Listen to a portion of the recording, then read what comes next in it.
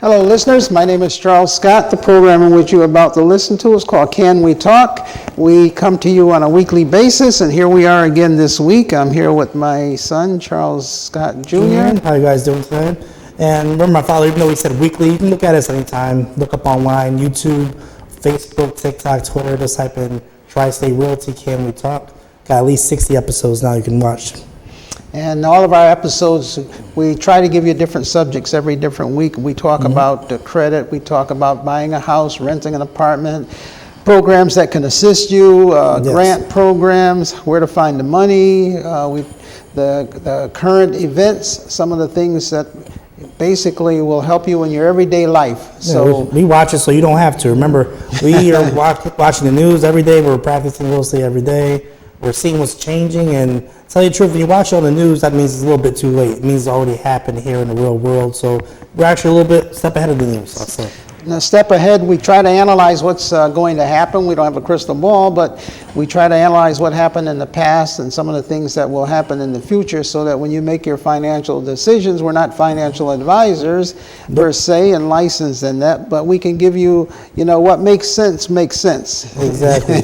Some things just plain make sense. Mm-hmm. And sometimes we wonder how people make decisions without even doing any research or looking into it. So, exactly. Like my son said, we do the reading, we do the research, so that maybe put you on the right track as to where you can go and get some more of this particular information from. Exactly, and I was going to say, with the upcoming year, what do we want to talk about today is credit, and how credits can play a big part of your life in the continuing, let's say, 2024 we're entering into. Mm-hmm. Credit right now or in the past has played a large part of everyone's life. Mm-hmm. And people don't, they don't teach you credit in school. Nope.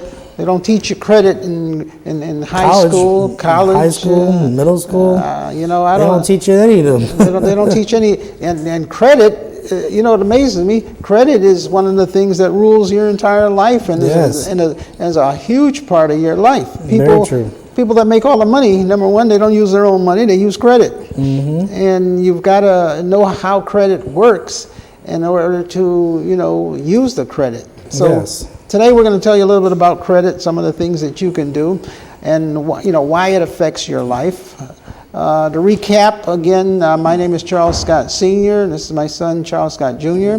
We're real estate brokers here in Bridgeport, Connecticut, and we service all of Connecticut. So we have followings from Europe, from New York, all across the country. Like how you started with Europe there. Yeah. We're worldwide. You didn't even know that, did you? Worldwide. So we have followers all across the country. So wherever you are, wherever you're listening, tell a friend. We want to expand. We're on Facebook, we're on Twitter, we're on Instagram, TikTok, Twitter, Instagram, especially TikTok. Please watch our TikTok. Those videos are blowing up right now. Yeah, watch some of our TikTok videos. Or be interactive. You can leave us comments. We'll answer them for you. Definitely any questions you may have. Now, one thing we wanted to step into, because we were just at a credit conference about last month. Credit Karma. Everybody uses Credit Karma. I would say take that with a grain of salt. What you want to do is use some of the tips we give you today. What do we say? Credit Karma is a real broad estimate of your credit score. One of the things that we've all been hearing for years are credit bureaus. And I've been doing a lot of research recently and listening to like a lot of other people's blogs and some of the professionals that are involved with credit. And, I even learned a lot, it's not credit bureaus that when we hear that word, we're thinking a credit bureau is something that's established by the government. That, like you have a Department of Energy, you have a Department of Education. People think there's a Department of Credit. No Department of Credit. But these credit bureaus, or even, see, I can't even get out of the habit of saying credit reporting, consumer reporting agencies. There we go. That's the name. There's Equifax, Experian, and TransUnion. Yes. Those are consumer reporting agencies, but they're not bureaus. No. And they're not controlled by the government. They are independent. They're money makers. They're independent corporations that make money for their stockholders. and they sell information and they gather information from other outside forces such as Nexus Lexus. And you say, who is Nexus Lexus? Yeah, that's a good one to search. Type that in on Google when you go Type that Nexus out. Lexus. When you want to, Yes. when your free time, look and find out what Nexus Lexus is all about. Nexus Lexus has more information than you can imagine. It's like than any agency you can imagine, and they feed that information into the credit bureaus along with a lot of other agencies. That's why it's good to go on Nexus Lexus and get a report of what your profile looks like. You may find some errors on there, some mistakes, something that needs to be fixed. Because remember, they report to the consumer credit agencies. The other thing is that I often, people used to sit down, and I still mentor and talk to people, and they say, oh, those credit bureaus, they're against us. And I say, no. The law is the law. Credit reporting agencies are governed by the law.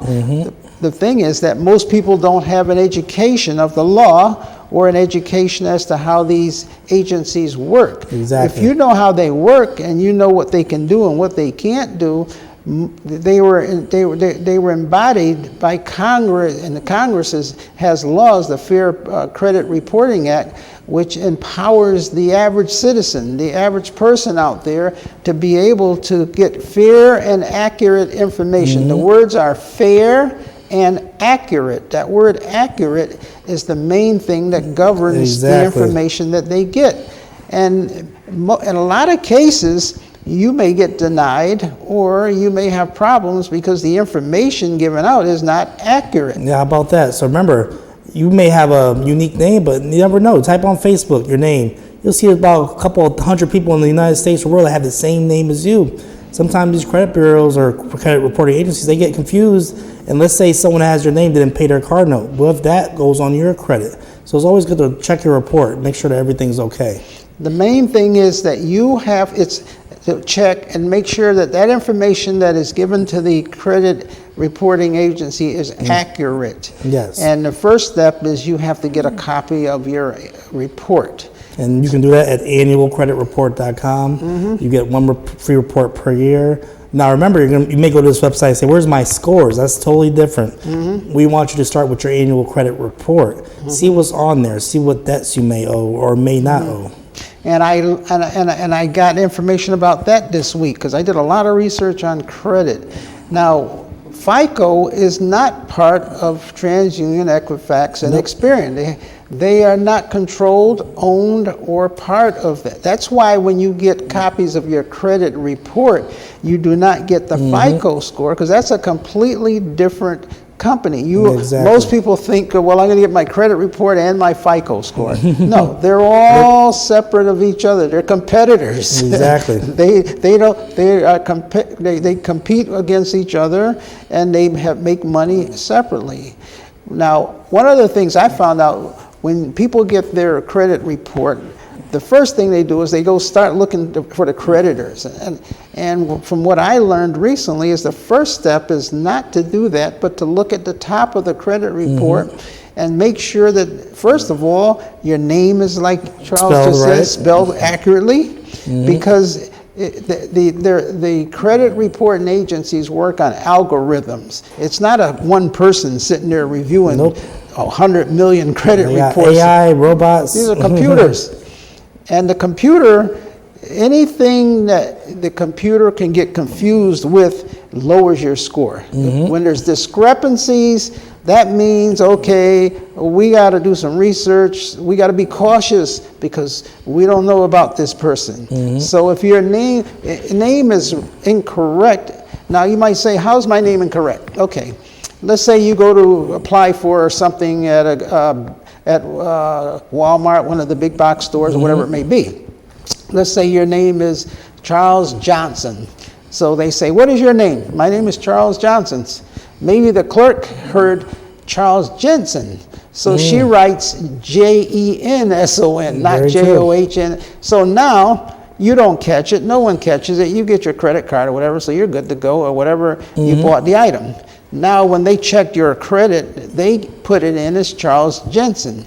So now the credit bureau, they don't know you. They've never seen you. So now they've got that Social Security number that you gave them, so they're going to put under that Social Security number, this person's name could be Charles Johnson, could be Charles Jensen. Now, if you went to 10 different places and the clerk heard what they heard differently, they're going to put down what they think they heard, and that's going to go on your credit report. So now here you are, not knowing any of this, so when you check your credit report, your name could be spelled 10 different ways. Now, what's that do to the computer? The algorithm is saying, hey, this guy is going around town giving everybody fictitious false identities, trying to put people off his trail. That's what they think. So now we got to do extra work and warn all of the vendors that he may use an alias. Or he may be a risk. Or it may be a risk. So anyone using that Social Security number, if they're using any of the following names, it could be the same person. Yes. What's that do for your score, though? That brings your score down. Lower. Because the computer is warning people, and whenever people are warned, they get nervous. And when they get nervous, they don't give you that stellar 700 plus credit score. 800 credit score, because there may be some problems here. Exactly. And it has nothing to do with you. Nothing to do with you. Also, remember, I mean, there's fraud out here. People can get your Social Security number, your name, and take a line out of credit. You never even know it. Check your annual credit report. All of a sudden, you see a JCPenney card or something, and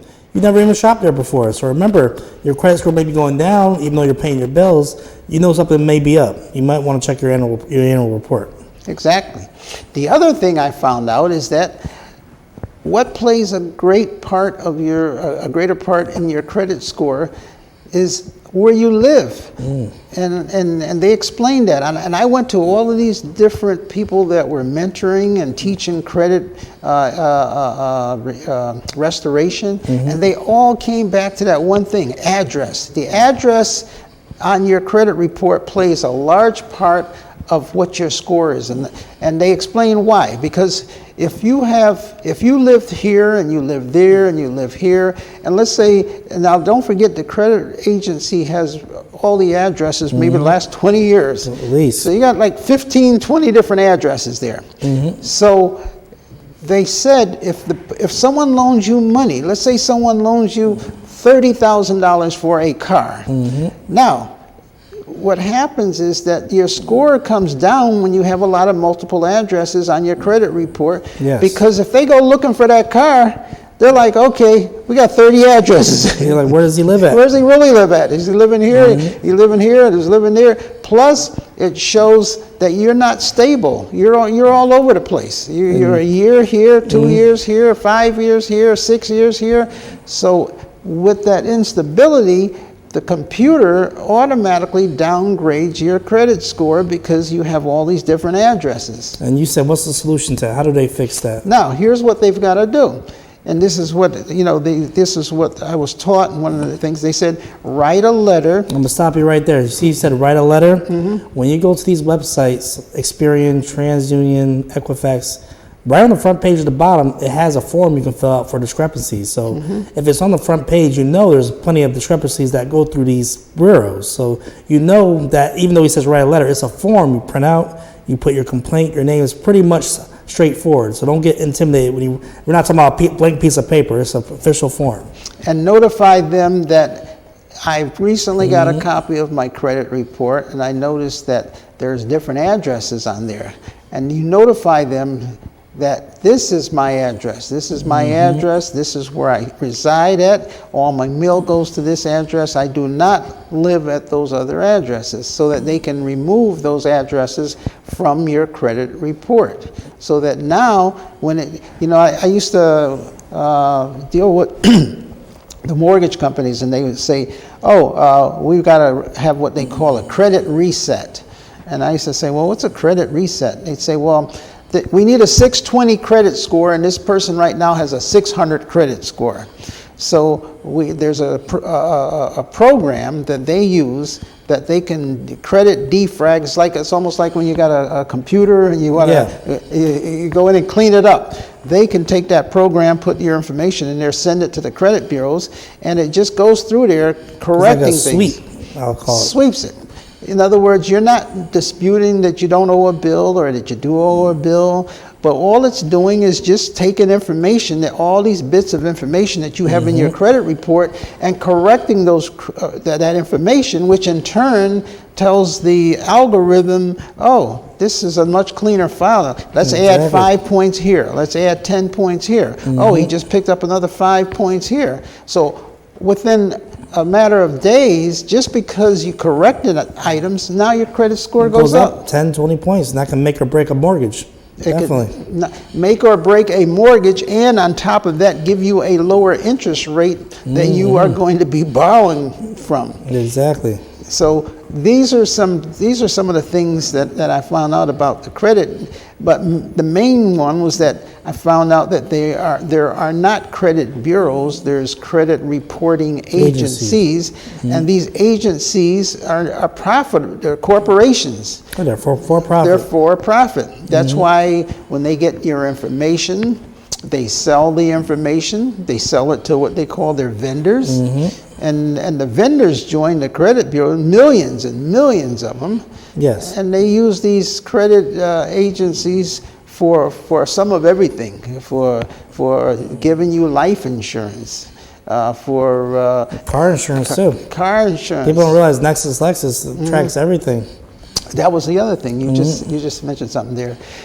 One of the other things I found out is that when I did mention about the correct address, but the zip code that you live in influences your credit score. And the way that was explained to me is that the computer and the algorithm can take the average median income within a zip code, and whatever zip code you live in, they will see what can the people in that zip code afford to pay for this car. What is their average income? Yes. So therefore, if you live in a zip code where the average income is only $30,000 and you're applying for a car payment or for a car, and if the other person comes in and his zip code, the average income is 80,000, the computer is automatically giving that person more credibility because they're saying he comes from a zip code of high earners. How about that? And I was like, imagine that. So the zip code even affects, and that correlates with the address. And so it said to make sure that you're aware of all that, because if you left that zip code where you just started out when you just came out of college, or you just got married and you were struggling, and now you're able to buy a house in a nice neighborhood and all that, make sure that that address is on file, because that zip code is going to help boost up your credit score and help get your loan application approved. Now, don't let that give you any ideas you're going to commit fraud. Don't call your rich uncle and say, let me put this down, saying I want to live with you now before I apply to these loans. You want to make it accurate, because remember, if you put too many more addresses, it still serves the wrong purpose. If you put too many addresses, your score still goes down. So you want to make sure you be careful on that point. Just making you aware of, like I said, how much credit education do we have out here? No, none. Very little. I mean, we're lucky we have YouTube and other things like that, but how often do people actually research, as far as looking at credit? It's something you should do, I guess, I'll say at least monthly. Write down things you want to learn about credit, how it works, because it's going to affect every aspect of your life. And in the past, most people just looked at it just to see what bills they owed, or were the bills paid on time, not realizing that there's all these other factors that go into making up that FICO score that really you don't think about. You don't think about, well, what's the zip code got to do with it? I pay my bills on time. What difference does it make what zip code I live in? I pay my bills on time. What difference does it make what address they have on there? But it does. I was going to say, make sure people know the difference between a soft pull and a hard pull. When you go to apply for something, before you even give them your social security number, ask what kind of pull are they going to be doing. A hard pull, too many of those within 1 month will make your score go down. Now a soft pull will be less, I'll say less severe. It may still go down, but at least a hard pull, you know what you're looking for. And what we do is we not only tell you the result of your searches, but what's the reason behind that? Think of the common sense behind that. If you got a friend of yours and he comes to you and he wants to borrow money, and you say, oh, I've known this guy all my life and everything, he's good for the money and everything, and you say, well, okay, what are you looking? I'm looking to borrow $100 from you. Okay, that sounds reasonable.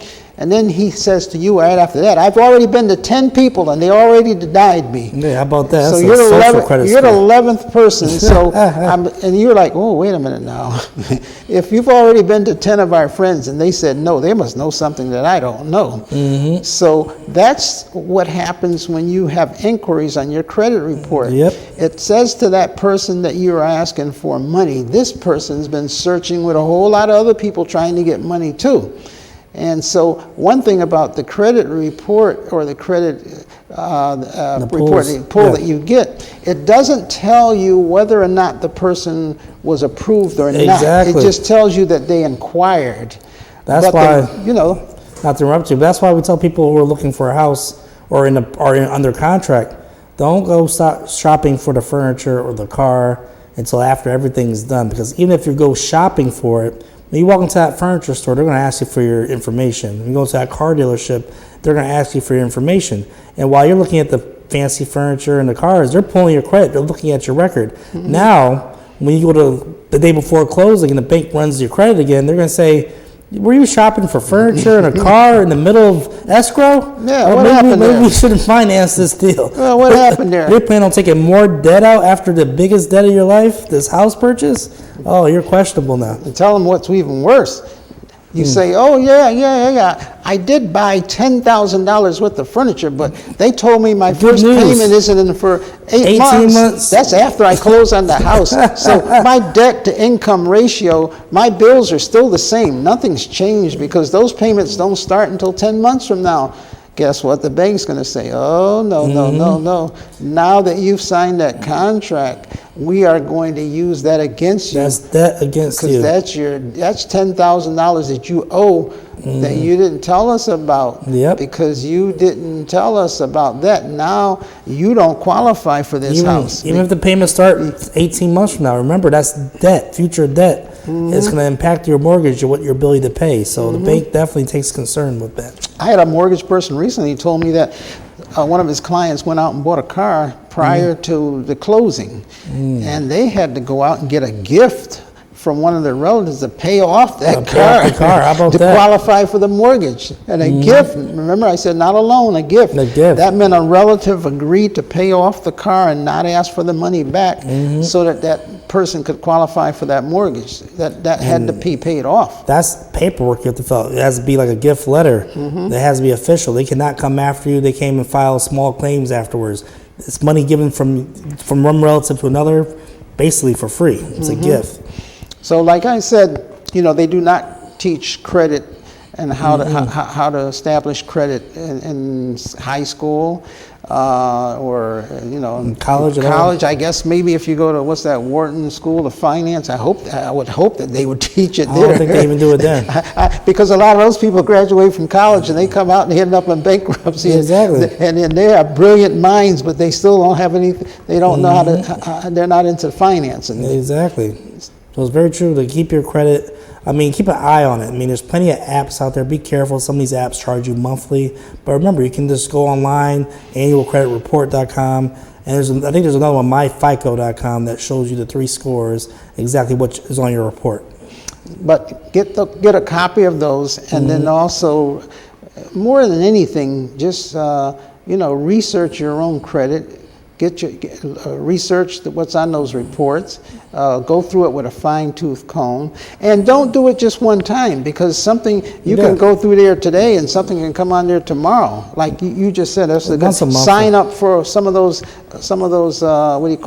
agencies. I have on mine. It's one of the bureaus. Probably Experian. They'll give me alerts, like if someone's checking my credit. Or if anything, everybody takes a line of credit out. Takes out anything against me or fraud, they will alert me and they say, "Hey, was this you? Did you do this? Did you do that?" If you did, then don't call us. But if you did, then here's the 800 number. Happened. Call us and let us know what's going on, because you have a lot of fraud out there right now. A lot of fraud. You have companies that look at how many data breaches that you have. Exactly. Hundreds of thousands. A lot of banks, a lot of Target, retailers, when they get hacked. Remember, if you have a store card with a JCPenney or somewhere, they have your social security number. When they get hacked, that hacker has your information. So definitely be careful. Always check your report every year or every month. Well, always check your report and always check your bank statement. I recently checked my bank statement, and I was shocked. There were charges on there that I did not authorize. Different states. From different states. Someone ordered a pizza in Florida. Someone had down there that I ordered all these pizzas in Florida. I haven't been to Florida in right? 20 years. Exactly. And on top of that, they had taken a trip on Amtrak, remember? Amtrak trip. They had taken a trip on the Amtrak, and I can't remember the last time I was on an Amtrak. So it's good to always check your bank statements or have an app that alerts you for every purchase or something like that, so you know what's going on. Right. When I get my bank statement, I run through it to see, and they always do it with a debit card or a charge card. Oh yeah. And they figure that they'll throw it in there, and you won't notice it. So something like that just glared right out at me. Ordering pizzas in Florida? I don't think so. Taking a trip on the Amtrak? No, that was not me. Exactly. So right away, I jumped on the phone. I called the fraud hotline. I gave them the information. And, I said, I haven't been to any of these places. They gave me a temporary credit. And then what they did is they investigated, and then I got a letter in the mail where the temporary credit is a permanent credit. Exactly. We realized that was not you. Because remember, the banks also deal with fraud. I mean, what if you had a buddy in Florida and told him, hey, use my card, buy some pieces. I'll say it was stolen. So that's why everyone has to check their P's and Q's. Make sure you go through all your reports. And, when it comes to your credit, be very careful. Make sure you're looking at that every month to make sure there's any mistakes on there, you can correct them. So this segment, again, like I said, was about credit. More than anything, credit affects everything that you do. Getting a car, life insurance, getting an apartment, car insurance. Mortgage. Car insurance. I watched an entire segment last night about the state of Florida. The state of Florida is going through a tremendous the problem with the homeowners, because I'm in real estate, and it said because people trying to get homeowners insurance because of the credit reporting agencies and the storms that they've had, and all the natural disasters, and the rates have gone through the roof. That's another segment I think we're going to talk about. How all of this affects the average consumer. In Florida, the cost of homeowners and auto insurance has tripled and quadrupled. Now, people may say, I'm going to skip the episode. That's Florida. That's going to affect you, too. Just because it's in Florida doesn't mean it's affecting us. It's affecting us now. Worldwide, because think about it, these companies, they got to get that money from somewhere. They're going to start increasing the premiums on everyone else's policies. Everybody else's policy. That's what insurance is all about. You live in Connecticut, they go up on your rate to help the guy down in Florida. So it's affecting everybody. Definitely. Tune in next week. We'll talk about that, definitely. All right, so until next week, hopefully you will inform your friends to watch some of our other episodes. Yes. And until next week, God bless. God bless.